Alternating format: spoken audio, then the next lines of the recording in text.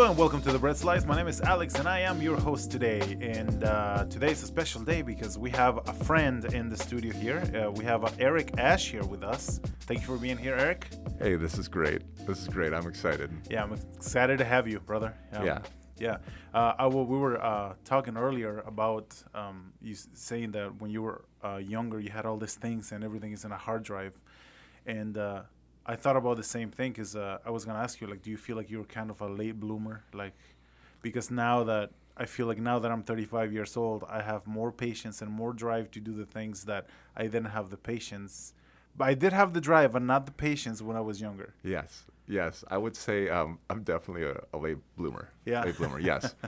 I try to absorb a lot, and sometimes I don't focus my attention and energy or drive towards things, but I kind of like keeping things open and free. But I would say, I'm 46 right now, and I'm learning things this last year that I'm now ready to accept and move with. And I do feel like the Lord's been with me. It's been a tough year for me, but and my family, but we've made it through it, and really just channeling time with good hobbies with great friends. Yeah, staying busy. Yes, staying busy. Yep, and just being, for me, it's having that creative process always accessible. That's where a lot of my joy comes from. Yeah, staying busy. Like, what's that saying? That idle hands are the devil's playground. Yeah, and that's true. Right. I would say these days, and for a lot of years now, I have a hard time even settling down to watch a movie. That's just been the last probably 5-6 years, where I do feel like I'm maybe working on some added time. Yeah. But yeah, that's just because just life throws, as you get older, you keep stacking up a lot of experiences. And just, these last couple of years have been actually really great at transitional time for me. So I'm very excited. Do you feel it's funny that you say that, because I kind of feel a little bit the same. It's hard for me to sit down and watch like a whole movie, because I feel like I'm sitting there kind of wasting my time. Like I should be doing something else. Or I had that problem coming from, because I was working 4 days a week, 10-hour days, and then on Friday I would prepare for a wedding, and then Saturday have the wedding, and then Sunday not really having a full day off, because then we have to go to church. Then after that, we have to visit family or hang out with friends. So I felt like for a while I was just go. And then now that the weddings are over, I had a really hard time just sitting there at home trying to relax. Yeah. It's like I should be doing something. I'm sitting here and I'm just not okay. Like I have anxiety. I need to be doing something. Yeah. Well, you're a great connector to people. So you're kind of a magnet already. So I think when it's hard for people like that, and like yourself, and I think myself too, sometimes to even focus on, hey, what would really make me happy right now? Yeah. What if I really stop and I want to just, it's hard to shut everyone out and just give yourself alone time. So sometimes you get a lot of sometimes unfair pressure from people on what's fair and what you should allow yourself, but you always have to prioritize yourself. And I think that's what I've been doing last couple years, like last year and a half especially, really prioritizing myself and making sure that I'm strong so that I can be strong for my family. Because you cannot give out of an empty cup, right? Yes. And at several times in my life, I've had pretty empty cups. I just keep trying to give and please and right. And just, I guess, I think just trying to understand yourself. I've been trying to understand myself. I think I'm kind of a complicated person. Yeah. Aren't we all? We are. Yeah. And I but I'm very open and honest and just ready to. I think, from all these experiences, you got to just make a decision. Are you going to channel it to good, or are you going to just make excuses? And I'm not at a stage I can make any excuses anymore. Instead of looking outward for the causes of why am I like this, just look inside and say, okay, I want to be honest. Why do I react like this? Yeah. Or why is this thing? Why do I keep feeling the same feelings about the situations? The one thing at my work at the Wellness Way in Green Bay, Dr. Patrick Flynn.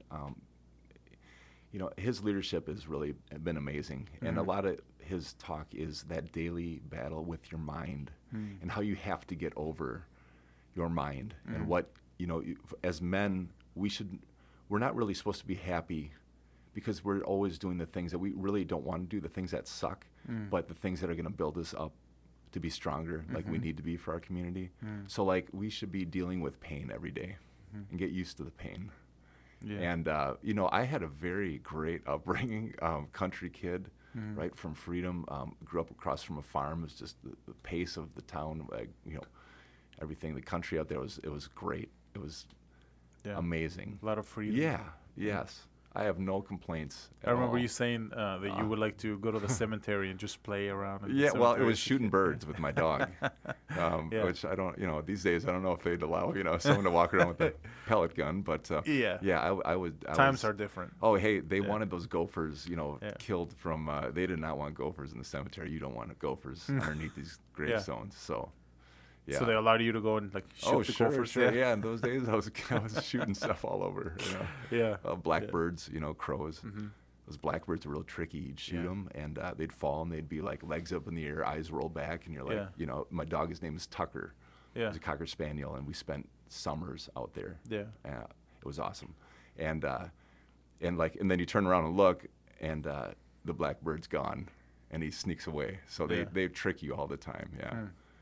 It's funny you say that, like all these animals that I saw when I was a little kid, like living in Mexico. Like I remember something as weird. We saw a freaking iguana, like a wild iguana. Like I remember we were driving. We were walking back from school, and outside in this giant lot, which was somebody's yard, they had some bricks that they were using for construction. Right. And we would stop at this tree and just hang out there for a little while. So this iguana crawls over the bricks. And it was like, no joke, like 25, 30 yards away. And we see it. And this kid that was like one of my friends picks up a rock and with amazing precision throws the rock and hits the iguana right in the freaking face. And I was like, whoa! The iguana just zooms away. It was like, but this kid's like 30 yards, like square in the face. Yeah. Oh my gosh. Such accuracy. I was like, wow, that was impressive. See, now I will remember a story from behind St. Peter's, okay? Yeah. The farm that's behind to the south of it. I was with Chad Wickman, who he lived at that farm. And they had chicks that were walking around, and one day I threw a rock at the chicks, and the chicks were in the cornfield. And these are not girls from school, right? These are nope. But it was, and I hit one, and it was injured, and like I started, crying immediately, and realized what you did. Oh yeah, it hurt so bad. Like I'll never forget that. So and then one time I threw in the cemetery. I threw a baseball bat and I hit a mourning dove, and I felt real bad about that too. But not as bad because there's tons of mourning doves. They're the rats of the sky. I think you can shoot them now. Back then you can't, but I think you can shoot mourning doves now. So, yeah. But you know what? I think it was. I think I went. And this is funny. I went with my father to go deer hunting in winter, and we went up to Door County, and we were out for seriously 5-10 minutes into the woods, and we walked over this creek. And the creek, the ice broke, and I fell up to my waist in freezing water. Oof. And we aborted the mission right away. And I was actually kind of happy because I don't think I wanted to kill a deer anyway. And so I don't shoot animals. I don't kill animals anymore. Yeah. Not if you don't have to. Not if I don't have to, but I would shoot. I'd go hunting maybe for geese or stuff like that, turkey. You'd go shooting in deer season? No, I'm thinking about actually taking my son just shooting at a range. I think I'd like to, because it's kind of exciting. It's a lot of fun. Yeah. I think target shooting's fun. I have a friend who has an AR, and shooting that thing it's really it's a lot of fun. Yeah, yeah, it's powerful. Yes, it's like you can see it. Because I was kind of afraid of guns at first, and then he kept inviting me. He's like, "Oh, let's go shoot these guns," and I was like, "All right, let's go." And I think now that I'm getting older, I was thinking, let's just face my fears. Like, why am I afraid of this thing? And I remember he shot it first, and I was right behind him, and even with ear protection and everything, you hear that thump, right in your chest. You feel the power, I was like, whoa, Yeah. that's insane. And then you look at this thing, and this is something to be respected. This is Yeah. a powerful tool It is. to be used. And then I finally like shoot it. For some reason, it's louder when you're behind it than when you're like holding it. But then like you feel the power, and then you hit the target, and it's like, wow, this is awesome. Right. And then I feel like that's when my fear guns like went away. Right. And you know, you actually see it for what they are, and if you misuse them, they're super dangerous. You Right. have to respect them. You have to be responsible. Yes. It's a tool. You know what I love is several people at my work are they can carry, and they do, and it feels great to have protection. Yeah, somebody who's responsible. It Yeah. really does. Yeah. It really does. And I yep. More Yeah. power to you. I mean, We need good people Exactly. making good decisions. But Exactly. man, Someone it's- who's responsible and like and respects the tool that it is. Yeah. It's a tool. Yeah, So- and I've never seen it ever pulled out in Appleton. I've grown up here almost my whole life, so Yeah. I've never personally seen any gun activity. No. Yeah, which is Uh, good. But yeah, I know like what happens. And The past few months, there's been a couple things, Yeah. but nothing major. I mean, yeah, like luckily, like right now, it's what December 30th, at the time that we were recording this. I think on the 23rd or 24th, somebody got shot here downtown Appleton. yeah, Yeah, that's that was scary. Yeah, And I think it was on Walnut Street, which I mean, that's Yeah. real close to the police station. yeah, Oh my goodness. yeah. It's right there. Oh, Like it's looks like a block away. Yeah. Yeah. I can't imagine as a family, as a father, Yeah. being affected by gun violence, like senseless gun violence Yeah. would be with my children, anyone. It would just, Yeah. yeah, It's hard yeah. to navigate. I know. But yeah. Yeah, it's a tough world. It's a sinful world, and is. I think I know how tough it is for me, and I feel like I really have a great plan for success right now. And as a Christian, you can say to yourself, I know God's in control of this, and I'm not supposed to worry, and I'm not. I need to be strong, and I need to be a great man in this community and part of this community. And but there's so many people that grow up with such tough households and upbringings, and so many cards stacked against them that and it's I'm kind of looking at the world with the rose-colored glasses because I had a great upbringing and just two great parents and a great Yeah. the whole community is really a lot of solid people in this community. It's great, and but I know there's a lot of I know each family has struggles. Let's Yeah. be real here, right? Yeah. And I think people need to be real with, hey, every family's going through Yeah. stuff all the Yeah. time. And I'm just at a stage, I know who I am, what I'm looking to do. I'm very honest with my experience, and I'm looking to share more and more a lot of things I've gone through and a lot of just tough times I put myself in because I know I wasn't relying on God as much as I should have been. Yeah. So It's funny when you say that because I think over Christmas I was talking to my brother and realizing how as we grow we realize the broken parts of our family, because I remember being a little kid and always thinking, my family is perfect. When I was a little kid, like, my mom and my dad and everybody gets along and my family's perfect. But then you become an adult yourself and then you start seeing the cracks and you're like, oh man, my family is no different. Like we're all dysfunctional. We all have our problems and yeah. One interesting point I've heard Dr. Patrick say is, how old were you when you found out that your parents didn't know everything? And that's. yeah. We also ask, like, how old were you when you found out your doctor didn't know everything? Which is a great question to be asking yourself. Yeah. Wow. Yeah. Yeah. Yep. No, that you put it like that, because we go to doctors thinking that they have all the answers. Yeah. When we're broken, it's like, okay, well, put me back together. Like, Right. what's missing? But when the doctor is like, I don't know what's happening. Well, the second opinion. Well, what is the first call? Yeah. It's an opinion. So Yeah. a second opinion, third opinion. These are just all opinions. But you just want to be. Yeah. It's the way we operate. We try to get to the root cause, and we're not just trying to. Yeah. It's different than healthcare, Yeah. which is exciting.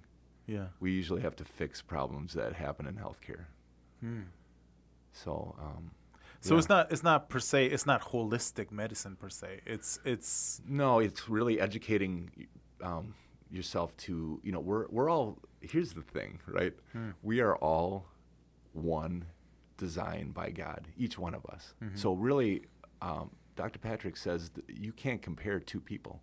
So why would one medicine work for one? Why would it work for the other person? So it's really about understanding your pathways, your adrenal systems, your seven systems of your body. Yeah. It's really Can you elaborate on the 7 systems? What's it's like I can't. It's like in the nervous system and there's Dr. Patrick Flynn has this philosophy. It's called the Swiss watch principle, and it's these 7 systems of your body. It's your central nervous system and your I don't know.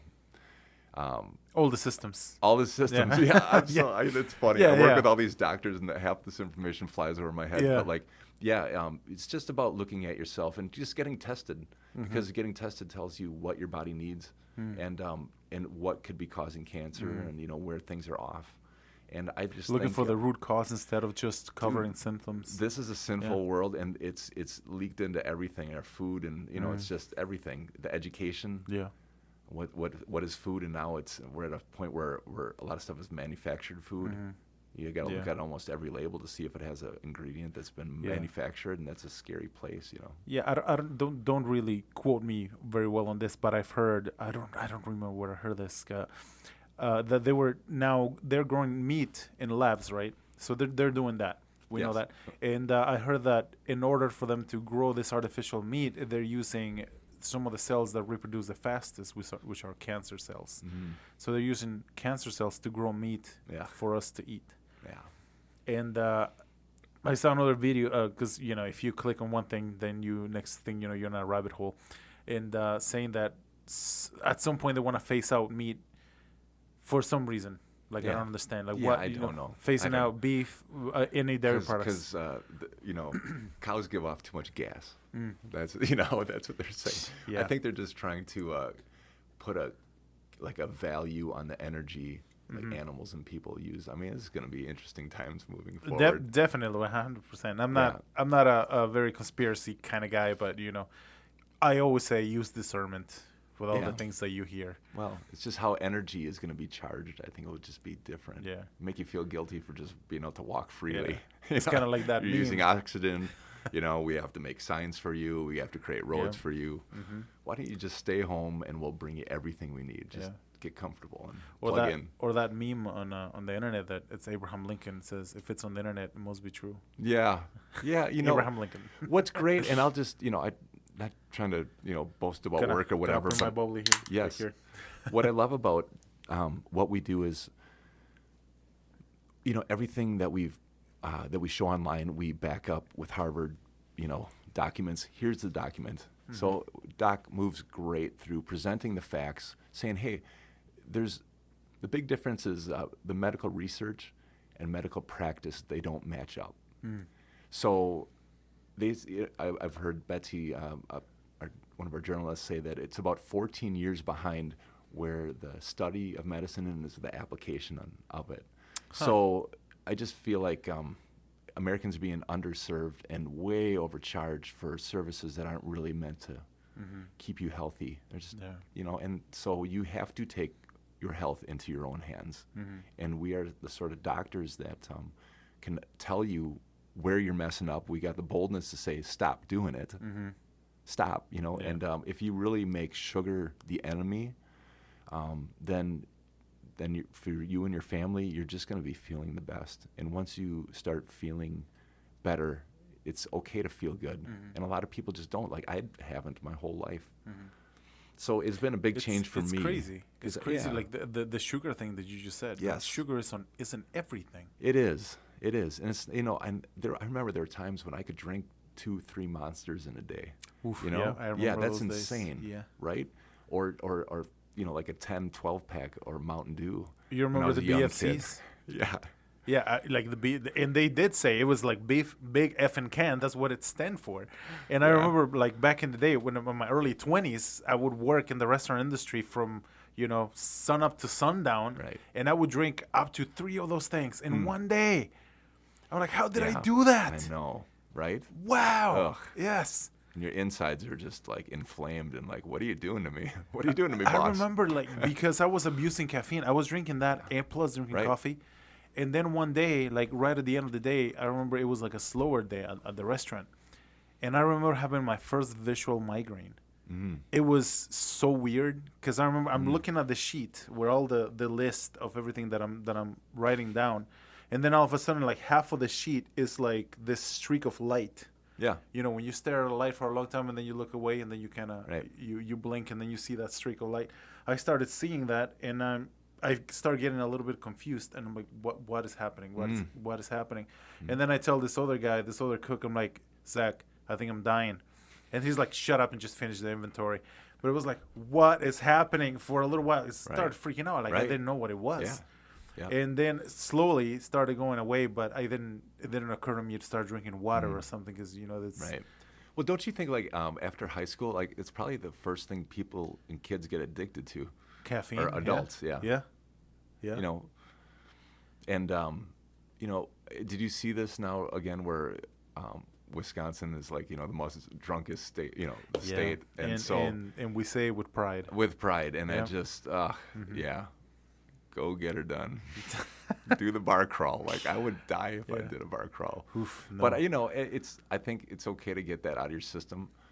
You know, I always admired. I'm half German, so my in Germany growing up, like kids are actually experimenting with alcohol more at like age 10, 11, 12 because by 16 you can 16. you can drink beer legally. Wow. Yep. And 18 you can't drive yet, but at 18 you can drink hard liquor Isn't and get a anything license. isn't anything below 5% like considered like a soft drink? Yeah. Something like that? Yeah, it could be right. Yeah. Yeah, but I know their drinking laws are so strict they really embarrass you actually. Yeah. So they don't drink and drive. Where here we drink and drive. Yeah. You know, I've drinking and drove. You know, Yeah. it's Oh, like yeah. that's the thing with alcohol. I will not tolerate being able to not like be in control. You know, and it's like once you're a parent too. Like, do you ever want to be caught like where you need to make a quick decision and you're drunk? Like that's just like a nightmare to me. Can't happen. Yeah. Can't happen. So alcohol and me don't really get along. Yeah. Yeah, just because I've seen it really take down some great people and get people that just can't get their life back on track, and it kind of just demotivates them completely. Yeah. It's too bad. Yeah. So, but you know, it's just one thing. You know, I've got things that I've dealt with substance abuse in the past, and so a big part of my getting healthy journey is being able to understand what it's going to take to move forward with dignity, grace, and not fall back into that. And so God's got to be at the center. Jesus got to be at the center of that. And open discussion. And just talking to other people. You talk to most people, everyone's been through stuff in their life. Yeah. Everyone. So, and some people at my workplace, everyone is really open to share because we're kind of all crusaders in this thing anyway. We're trying to help. We've all had all of us have a story of pain Yeah. that, you know, I don't know. I'm at 46, so like half of my life is done. I would say, you know, I don't know. I don't even understand what a midlife crisis is. I don't think I've ever had one of those. I feel like I'm Yeah. finally getting. It's like I feel like my whole life has been a crisis. Life is crisis. Yeah. Yeah. Yeah. Even when it's good, you know, it's still it's a tense world now too. It's tense. It's a lot different, man. That's where I feel like I'm one of the last great generations. I was born in '77. You're Star Yeah. Wars, you know. Yeah. Born a dreamer. You know. Yeah. And then you're a music guy, so all that '80s, you know, synthesizers and all that. Yeah. The big revolution. Oh Yeah. gosh, right? Yeah, I was listening to like the different decades because when I'm at work, I can listen to music all day, right? Yep. So I can listen to music for 10 hours a day, 4 days a week, and I'm I got the mind of the DJ who is always looking for something new, and I can't always be searching for new music, so I always circle through the decades. I still listen to 60s, 70s, 80s, 90s. Yeah. And then something that I like to that I catch is always that there's a certain sound, and then depending on the year of that decade, like you can see like a little shift, or this hit was a little bit different, and then like spiral like another branch Right. of that kind of genre of music. But then you hear the 80s. Yes. When people started discovering like electronic stuff, and then everything had that 80s sound. And those Yeah. drums, those 80s drums. Yep, are that just- I think were discovered by accident, I think. Yeah. Yeah. Isn't that great? Yeah. I know. I just, if I didn't have music, I don't know if I could get through. Honestly. And that's the scary thing. Now, here's the Yeah. thing. I think about this more and more. I'm like, I need music. I would say more than, you're probably like me. We need it. Like, it's a soundtrack of our life every day. I'm not going to go without. Yeah. And sometimes it is a distraction, but honestly, I need it to channel energy all the time. I use it to channel my energy Yep. all the time, especially on my ride into work. That's a big one for me. Yeah, It's a you time to kind of get self-reflect. yourself like a little pumped. Yes, Yeah. yes. And when you're trying to help people in the sick and suffering, Mm-hmm. you got to like build up an energy that's can absorb the pain that these people go through during the process. Yeah. I feel like there's an energy shift in that building alone because it's half clinical, Yeah. half corporate. Because you're giving out like people are confiding on you, and they To the look at you doctors, for, yes, for to the doctors, comfort. and yep, Yeah. what those doctors go through and what they have to listen to. I've often heard stories of they'll meet with the patient. Hey, great, have a great day. Go to the bathroom, puke, because you're dealing with people just been getting bad advice for years and years and years. And why do I feel like this? Doctor says it's fine. I'd take more and maybe try this other medicine. It's like, Yeah. no, stop. Hold it. Record scratch. Yeah. Stop. Rewind. Yeah. So Stop. it feels good because, I was at a point, I'm 20 years into my video production career. And I was at a point, the previous 12 years was done alone as my own business. So I got to live out that experience and be kind of a voice box for this community in commercial production, promoting people's ideas, my friends' companies, just being a local guy who could promote business was really something I take a lot of pride in. But just being alone, you can't run a production company alone. And I did for a long time. I had some great mentors, some great help, but really you can't get great at any one thing. But, it allowed me to be a stay-at-home dad, which was a really important thing for me. But at this point, I was just like, man, I've had so many experiences, done all this. My whole career is on YouTube, right? Really one of the first, people to be there. It's when Final Cut Pro and Adobe Premiere exploded into the mainstream. That's right when I came on the scene. So it was really great. Yeah. In 2003, I graduated from Wow. Madison Media Yeah. Institute. Yeah, so it was basically just like a 6-month program. Yeah. It was a crash course on Photoshop, Illustrator, After Effects, Yeah. sound production, video editing, camera work. So in 6 months, what can you really learn, And it was Do you just feel- a do you feel- diploma. Do you feel like all of that is related, like the explosion of all of those things, like Yeah. Adobe Premiere and all of those? Do you feel like YouTube had a lot to do with that, just because now people can post their own content? Like YouTube was like a huge thing, like the early days of YouTube was just like those random videos, Right. or like Charlie, he Yes. bet me, but but then people started creating their own content, and it just exploded with the anybody can now make content. Right. And then we're living in that age right now, which everything like this podcast, and there's Right. thousands of podcasts, It's and amazing. they're all great. I know, right? That in videos now, the creation, like TikTok, you can make a video with 10 seconds. You have, Yeah. and that's content. Anything is I content. know, and it's interesting too, the whole gaming world and how that plays a Yeah. big part in that. And it's That how is it comes insane. Yeah. intertwined, yeah. Yeah.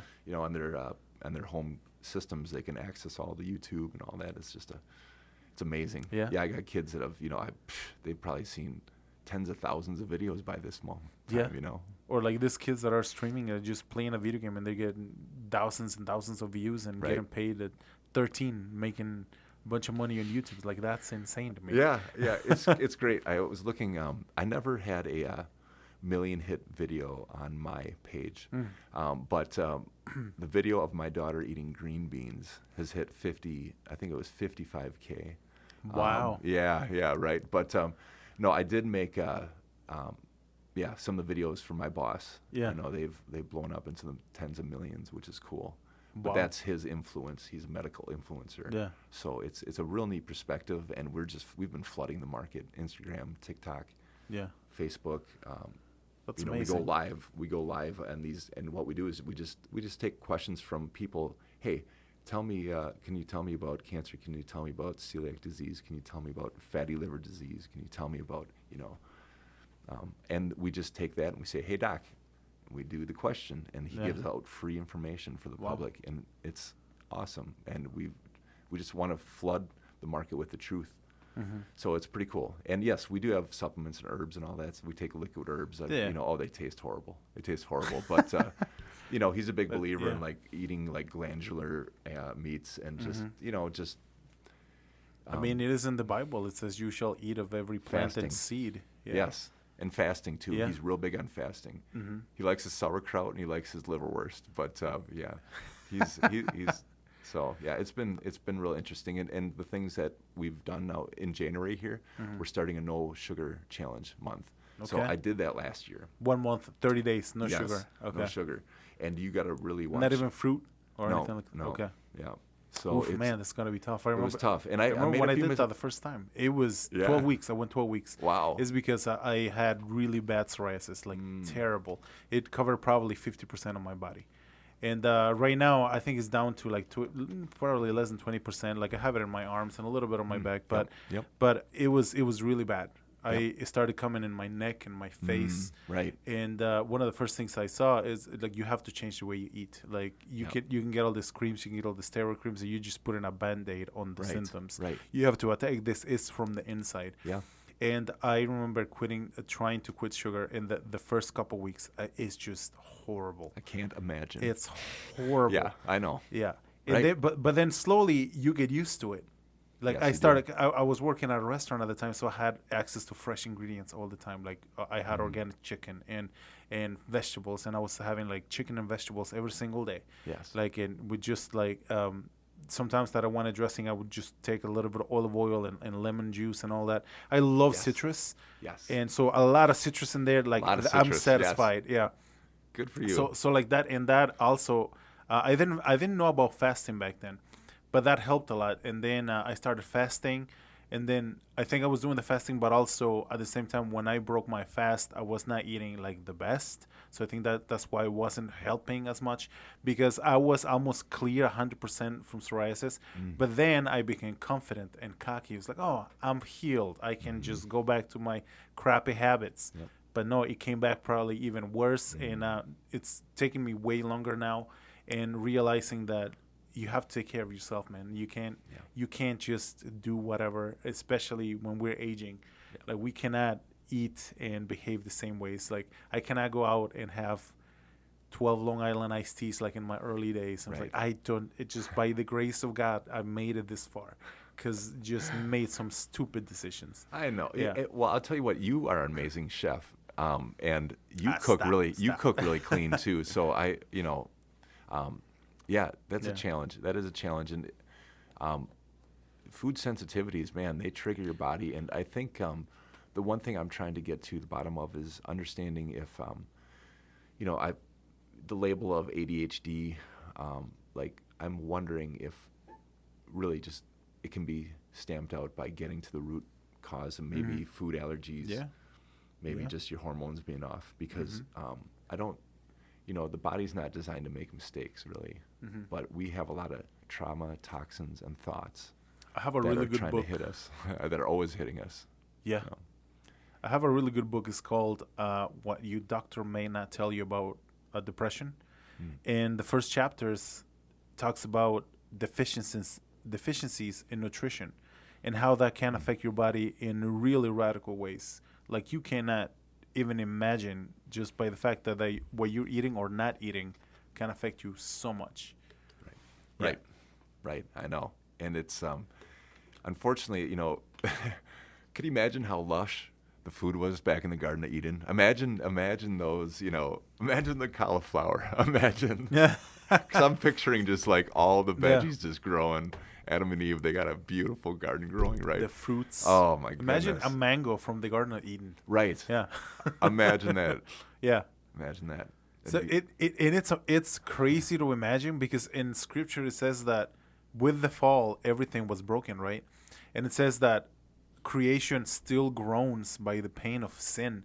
So we look at. I always I tell my wife, look at all that amazing thing. It looks like that beach or the Grand Canyon or something so beautiful, and you look and you're in awe. You're like, that is amazing, and that is a broken world. That is broken. That Yep. is in the fall, and that is insane.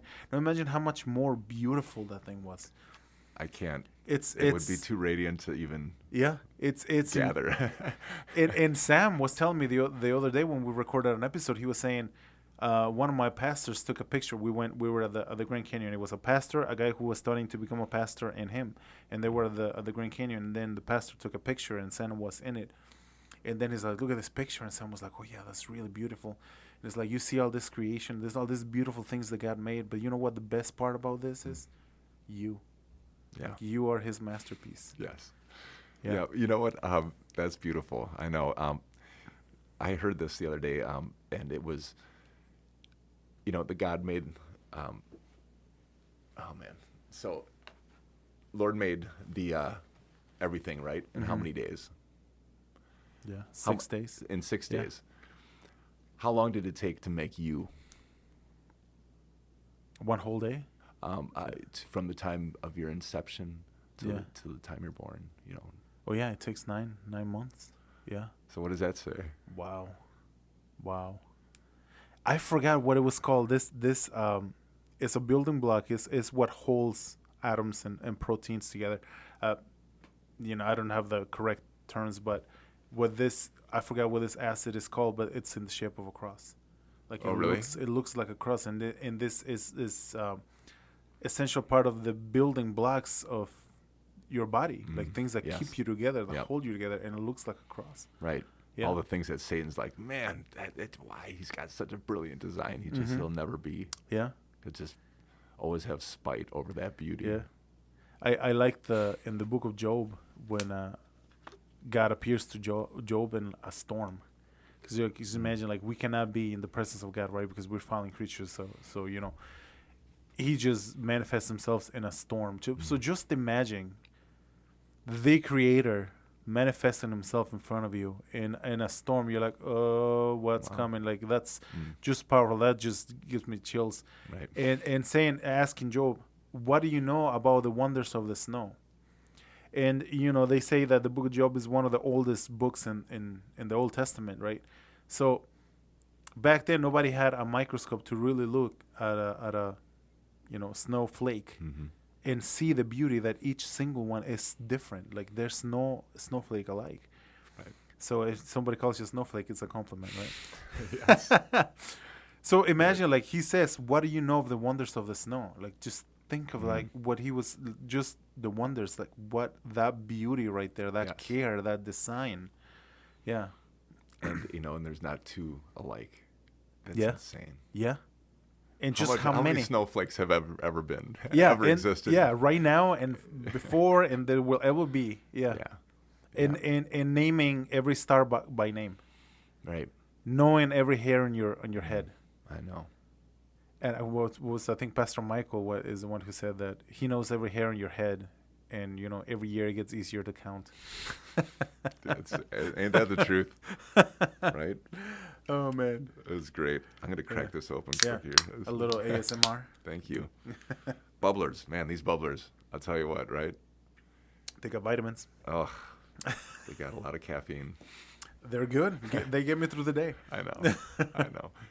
I was, it's been about almost 2 years now. I did the swap out soda for bubblers and Zevias. Yeah. And it was not that difficult of a change. No. Look, because Zevia is so sweet, but it's Right. not, your body doesn't process it like sugar. Right. Like, cause I saw this video, and that's this guy who he could just go deep into like a certain subject, and he was talking about artificial sweeteners, and he's like, well, I'm just gonna tell you what there's out there, like the information that's out there, and he compares a lot of studies to get as much as a neutral position or perspective on a certain topic. So he was talking about artificial sweeteners. And then he said, well, the way I'm going to classify these is how they interact with your body and how long it takes you to get rid of them. So I think he compares Zevia and I think monk fruit and aspartame Yep. is the one in, Coke Zero, Yep. right? Yep. And apparently, like even aspartame, it just stays in your system for about 2 hours. Once you drink it, Right. it can be flushed really fast. There's really no major interactions in your body. But just like everything, use moderation, right? Right. Just And what, and like maybe for a healthy human, it might pass through the body. What if your body is not Able- processing things Yeah. like it should?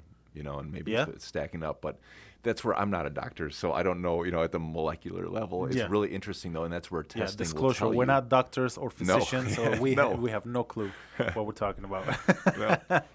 Right. Yeah. But yeah, no, I just want to take a second here and tell you that I appreciate the studio here, the Bread Slice Christian Podcast. Right? I mean, Thank you. this is Thank you. great because Appreciate it. again, I know you as we met at our life group at the core, and dude, you were cooking meals day one. Yeah. And like I said, you're an amazing cook, and a lot of those Thank you. flavors, I won't forget. Like I love it. Well, thanks. I love it, and it was great. I just had the best time in that life group at Core. It was a lot of fun. It was, and it was something that probably really accelerated my relationship getting deeper and stronger with the Lord again. Just because it's great to sit across the table like this and see people one-on-one. A lot of your adult life, you're applying your relationship with the Lord. You're trying to apply it to your family and within the family structure. And yes, you have friends and best friends that you can share your faith with and all this. But like, those life groups are meant to stir up, and they're almost made to encourage just to be a little bit more confessional than you would maybe sometimes even with your spouse. I could see some people being comfortable to come there and discuss things that they might not even be comfortable discussing with their spouse, And so like we were vulnerable, we were open, honest, and it didn't get, it wasn't hard. We went through the word of the Lord. It was awesome. Yeah.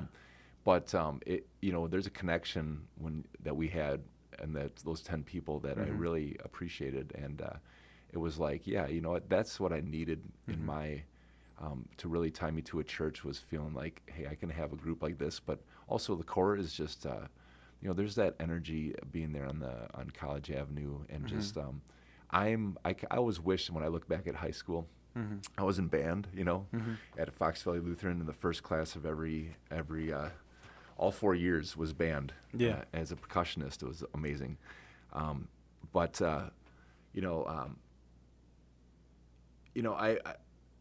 would say I left Fox Valley Lutheran without a really strong relationship to the Lord. Maybe, and I mean, it was strong, but it wasn't a lot of communication going on directly with him. Yeah. It was Wasn't channeled. too like a personal relationship. Yeah. And so just over the years, and just the ups and downs in life, and having so many experiences, I feel like I'm very deeply spiritual. I also feel like I'm an empath. I'm okay saying that because I know I just feel. I've always felt a lot. I feel a lot of energy in the room. And the people- sympathy and empathy for people. Yeah, Yeah. sometimes the scorn, and sometimes the jealousy, and sometimes all the stuff. Yeah. Yeah, or just feeling outside of the group when you're trying to feel connected. I can't imagine what it's like. If I was growing up now and everyone with phones distracted, like, Yeah. that would Yeah. suck. Because I Yeah. need that connection to people. So growing up in the country, I did have a few neighbors like that, but I was alone most of the time, and I'm a type of dude. I can be on my own. I'm alone with my thoughts, and like, I feel like I'm like musically, artistically, and editing, video editing, which I do. Like Yeah. I just love storytelling. So like there's always work to be done, and I'm always like, what's next? What's the next story? I love people unlocking other people's stories. I love helping people understand something more about themselves by the work that we do and the interactions we get.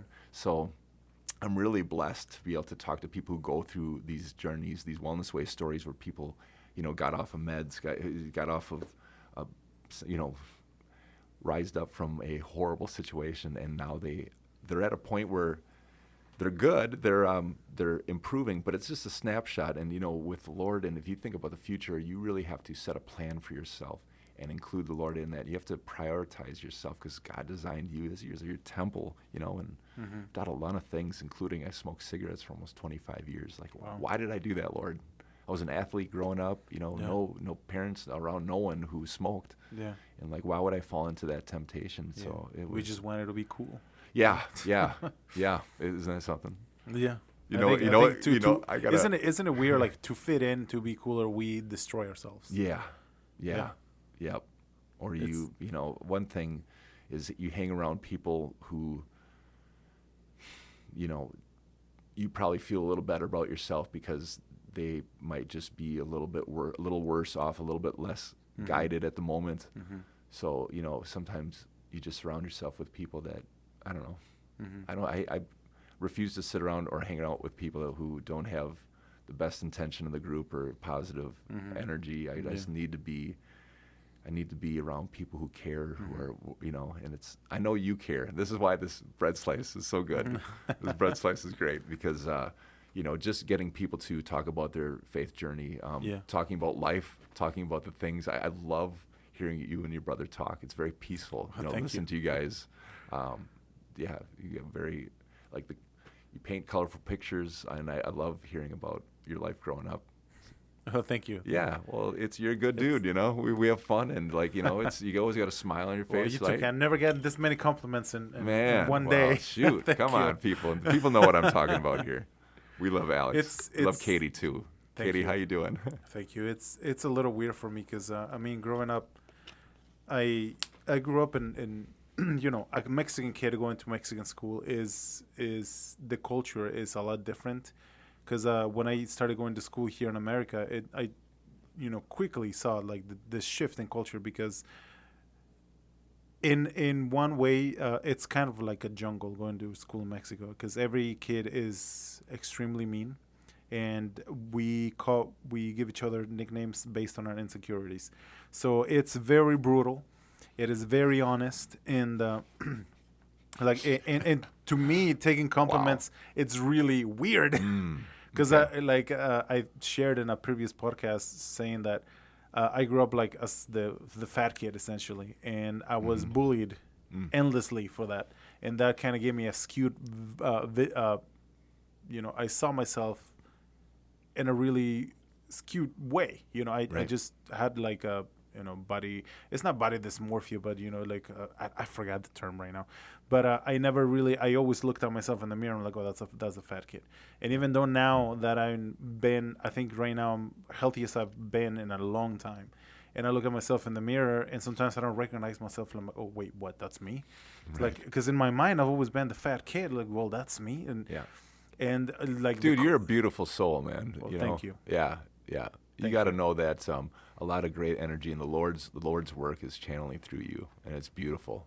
It's great. You're able to connect to so many people, and you and Katie are great together. Thank you.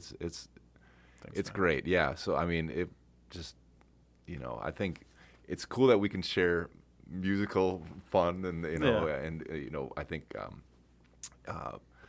But the way that we connect to people, it's important that we, and it's great that you're doing this right now.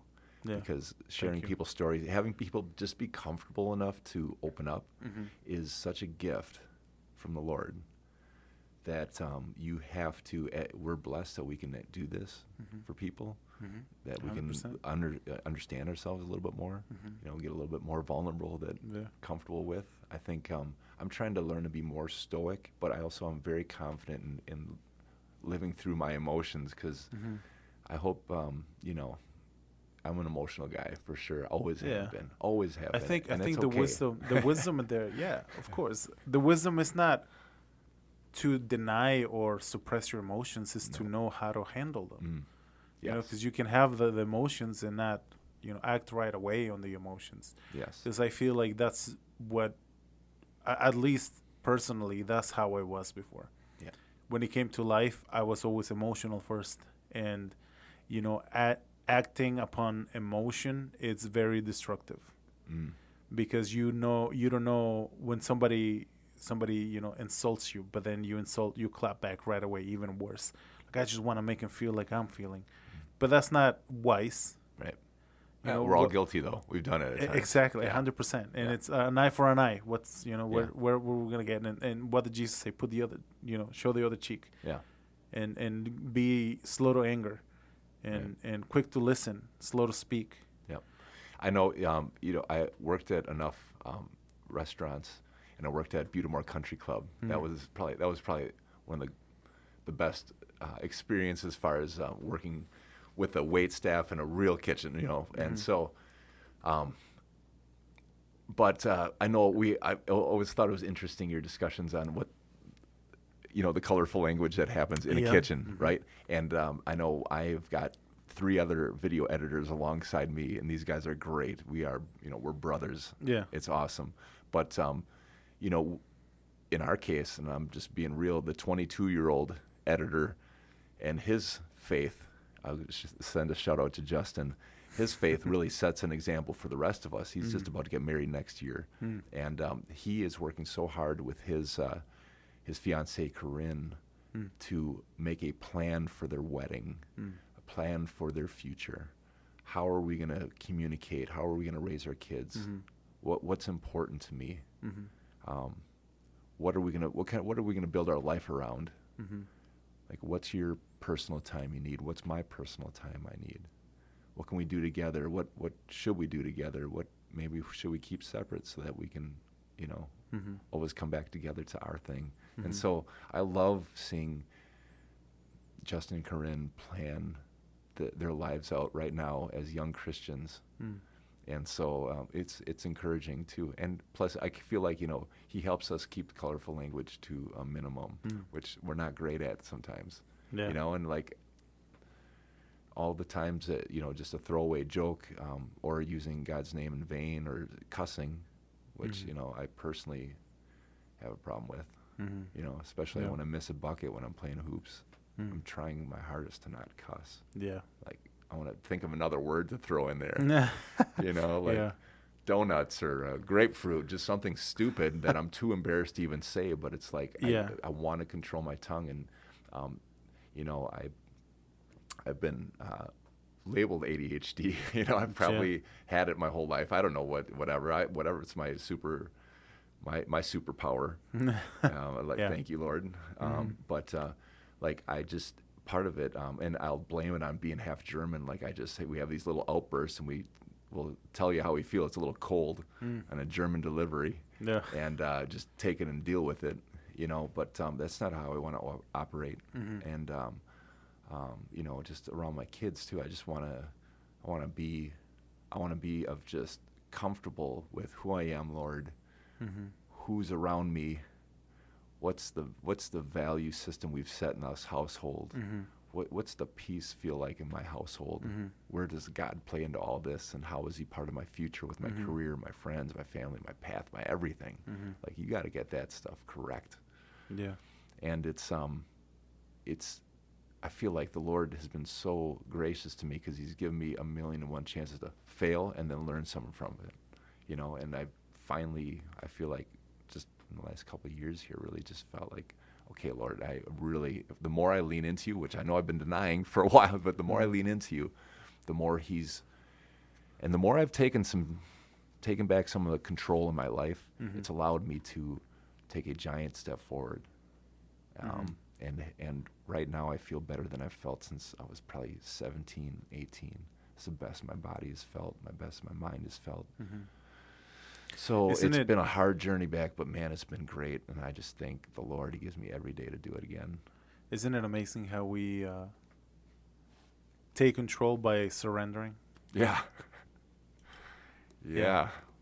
And how when we try to do it ourselves, we probably 9 out of 10 times we mess it up. Put our ego in the way each and every time. And it's finally when we're like, you know what, God, okay, I'm ready. Just give it to you. I always think of Paul when he says we need to humble ourselves and give our anxieties to Christ. And by humbling, it's realizing that we cannot take care of it on our own, and realizing that this is out of our hands. out of our hands. Yeah, completely. Yeah, just take the pressure off yourself. Mm-hmm. Yeah. Forgiveness, too. It's amazing. Man, if people can't ask for forgiveness or feel the redemption of that, I don't know how I could survive this world. Mm. Yeah. Because it would just feel Too much.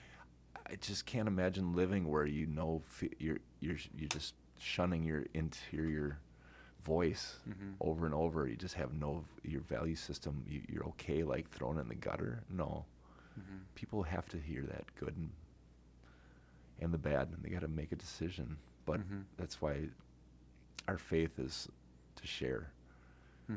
It's not just to come there on Sundays and all feel good, which it feels great at church. You know, even sometimes going twice because, you can bring a friend. Yeah. Yeah. And it's great to have the sort of church that we have, because I feel like it's a great community. Like you go there and you feel welcomed. Yeah. Like you feel like you see the people smiling, and then, a lot of people say, I don't go to church because it's full of hypocrites. And then I heard someone say, like, well, come over, we have a room for another one, And when you see the people, even though, we're all broken sinners. We go there not because it's a club of saints, so not because we're all so great. We go to church because we are broken. It is the sick that need a hospital, they need a doctor. Like Jesus said that. Like, what do you hang out with these Pharisees and tax collectors? And I mean, the Pharisees said, why do you hang out with these sinners? Like, it is not the healthy that need a doctor, but the sick. And and having that church, like I always tell everybody that is the first church that I went to that felt like home. Yeah. And especially having Pastor Mike breaking down scripture in a way that you can relate and understand it. Yes. Because it's hard to follow something that you don't understand. Yeah. He's so good at making all those connection points. Yes. Yeah. I feel he's got a great way to reach, especially like younger people. Yes. Well, get this. Dude, get this. My son, on his screensaver on his phone right now, is Pastor Mike. What? Yeah. Wow. Yes. Nice. And it's been there like 2 weeks. It could have been there longer, but I've known of it for 2 weeks. So it looks like he's understanding. He's getting it. He's absorbing. Yeah. Pastor, I mean, I'm so, the 920 staff. 922. 922, sorry. Yeah. 922 staff in the 920, right?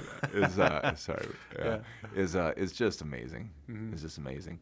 So, when my father retired from St. Peter's as their pastor, and it went to Pastor Tim, it just, what's the great thing that's grown, that, the way that torch was passed, like in the way that Pastor Tim, then they designed a team, and it just kept building and kept getting better. And I just look at it, and to have my kids go through the system, because I'm reliving my memories because my kids are going through the program. I was the first kid to go through 1st through 8th grade at St. Peter's. Wow. Yeah. So I remember when the school was built. So you're part of history. Yeah, I'm part of history. Yeah. It turned out pretty good, huh, Ma? Yeah, but no, to have my kids go through the program now, and it's challenging curriculum. Yeah. But the influence of these teachers, the personalities, just great, and they're able to also, relate to the young students, and I think have an impact. Like, these guys are leaders. When I see Jared up there singing, I'm just like, or see some of his theater, or Jonathan's, the way he arranges music. Man, just,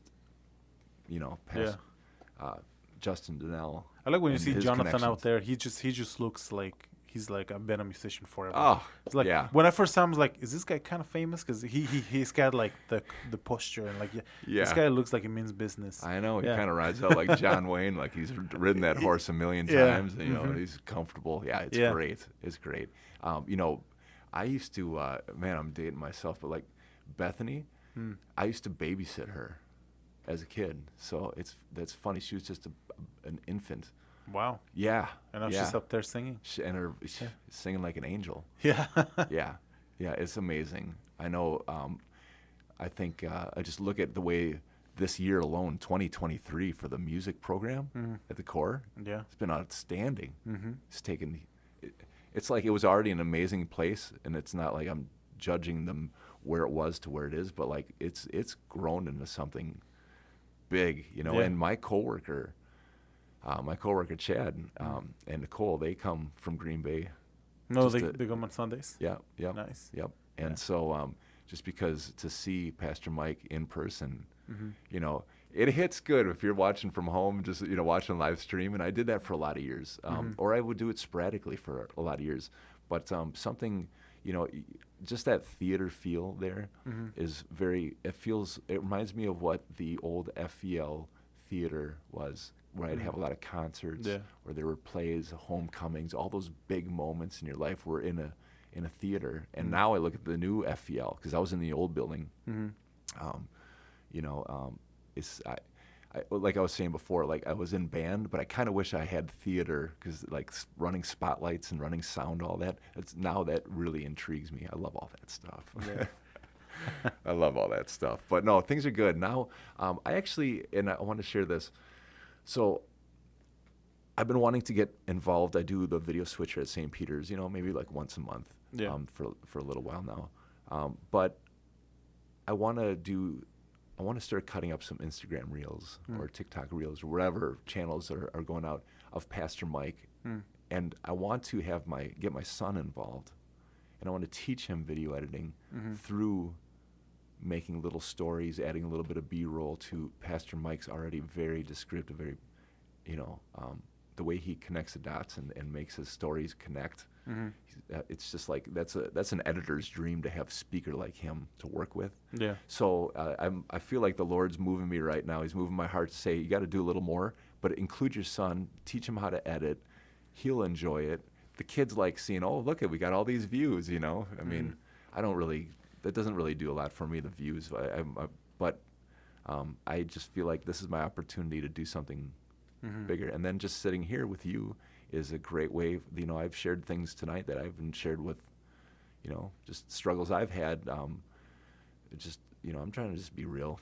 Yeah. I'm trying to learn from my past experience, because that's how you grow and that's how you help other people. Thank you for sharing. Thank you. Yeah, I know. It felt great. Yeah.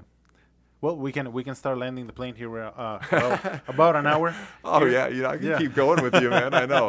Yeah. Oh yeah, absolutely. I like to give them about an hour 12, something like that. Yeah. So yeah, I mean, so you know, to start closing up, let's talk about a little bit, just to, you know, how do you see in your entire journey from, you know, the young boy that was, you know, playing, killing things in the in the cemetery, to now, to this, you know, the 46, right? 46-year-old Eric Ash. Like, how do you see Christ working in your life? Right now, it's he's helped me understand my value of being in control of the things that, you know, can make you happy. He's shown me how I can plant seeds in activities like music, and podcasts, and all the things in my video production career that connect me with great people. We've got a very high demand in my workplace for just respect of your own body and your mind, and so like it hurts to tell yourself like all the things that you could keep improving, but listen to it, you know, just try to absorb it, because, you know, God wants us, I think, just living out the best. And when we're living out our best, we're really chasing our dreams that make us happy. And so the one thing I'm proud of myself is, it was hard to consider myself an artist early in my career. I kind of gave like the first 5 years of my career away, because you're like, you don't know how to put a value system on your, the things that you do. on your filming, and you know, you have all this insecurities, but really you just need time behind the camera, time in editing, just to keep working at it. And so I'm always a big proponent of like chasing your interest and finding out, even if you can't work your interest into your career at the moment, then do it on the side, do it enough, think about it, write about it, you know, maybe just text yourself about it, the things. You can always text yourself the things that make you happy. Keep Yeah. that list around you. And for me, I've been trying to put more of the things that inspire me and the things that I've done in my career available for me to see, like on the wall. And it's my time living in Germany. It was my time down in Houston, Texas, working at a production company. It was my first experiences with live event filming and concerts and all that out. I was just talking about the Beastie Boys show that I was part of, the Hello Nasty tour, 1997 Wow. in Denver. I was living in Denver for a bit. Yeah. So like that got me interested in seeing live events. But it wasn't until I lived in Germany, 99 to 2000, and worked at my cousin's restaurant in Hanover, Germany. Yeah. Shout out to Thomas Dietz and Die Villa. It was an amazing restaurant. Such a great experience. And I was there for 15 months. Wow. Yeah, it was awesome. And when I was, after I ended my 1 year of working for him, I had 3 months as a tourist, and I had my buddy Ned Johnson from Freedom come, and he brought his Sony Handycam. And with that Handycam, we started off in Hanover, which was hosting the World's Fair at that time. So we got experienced that, and then it was Poland, then it was Munich, and then I was down into Rome, and Barcelona. Rome was Wow. a beautiful experience, and I got to film with this Sony camera for the first time, and through the French Riviera to Barcelona, Wow. to Netherlands, and it was just like, as I was filming it, I was falling in love with the process of Yeah. film, Wow. and I'm thinking, oh my gosh, I'd love to edit this because this footage is sick. And I remember going to Rome, and I was on a high-speed train, probably traveling 170, 180 miles an hour, and it seemed like 2 hours of just desert and rocky Yeah. landscapes. And I'm like, how did these people make these crusades on horseback with a pregnant wife Yeah. and kids, and how do they do it? On a donkey. We're so comfortable. Yeah. We're so comfortable these days, you know. Yeah. I mean, the life that was created back then, and that wonderful fruit in the Garden of Eden must have tasted amazing, because these days it's a broken world, you know. And so guys like us, we are the hope. I think we present a lot of hope to a lot of people, and we like to help. That's where if we can help people communicate information across and get it through and into more people's ears, Yeah. that's where the Lord's using us right now, you know. So it's a beautiful thing what you're doing here, and I get to do it too. I get to share a lot of great medical advice that is meant to help people understand, hey, do the research. You can go to these articles and see for yourself, you know. Your Yeah. body's worth it. You have to take Yeah. care of yourself. Yeah. And I'm sorry, but look at all the billboards. If you ate like they told you to, or like the food pyramid that was pitched to me growing up, you would be unhealthy. Yeah. So it's hard. We got all the options, you know. There's so many. Yeah. You go to a grocery store now, people are eating from grocery stores and thinking it's normal, you know. It's like, I don't Yeah. want people thinking like that. The way you cook is inspiring, and that's how people need to think about food, Yeah. you know. And like you said, like the options that we have, and knowing that in order for us to stay healthy, it takes effort. Yes, It's not convenience. but you're so worth it. You are worth it. You are. Alex, you are Yes. worth it. Thank you. You are worth it, Eric. And you, the listener, you are worth it. Yes. Because we are created in the image of God, and we are wonderfully and fearfully made. And, we are God's masterpiece. So, yes, Amen. I think Yeah, that's great. That's a perfect way to end it right there. Thank you, Eric, for joining us today. And Thank you so great much. conversation. Yeah, it's it is. always good to have you, and probably looking forward to doing it again. Let's do it again. All right, sounds good, my brother. And Thank you. all right, thank you for listening to the Bread Slice. Once again, this is my friend and guest here, Eric Ash, and this is Alex, your host. So God bless you, and until next time, see ya. Take care.